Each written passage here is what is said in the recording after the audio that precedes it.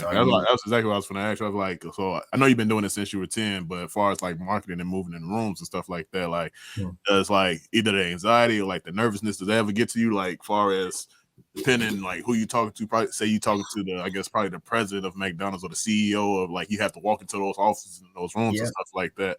Like, like how does that feel? Like far as like, especially because you are the, I can't remember, but I think the senior. Yeah, senior brand. I'm senior brand accountant at this agency right now.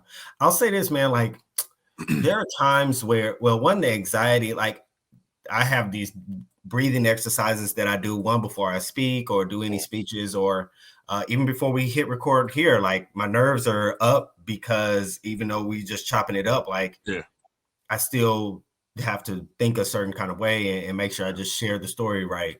But when it's time to go into rooms, like I also like do certain things. Like I won't just walk up to everybody. Like I go stand in the back and kind of watch, and then I start maneuvering. I go get a glass of water, and or like if I'm in a certain place, I don't drink. I won't drink. I do drink, but I won't drink in certain rooms. And it's like what my special drink that looks like everybody else's drinks, and make sure that I'm like in that conversation.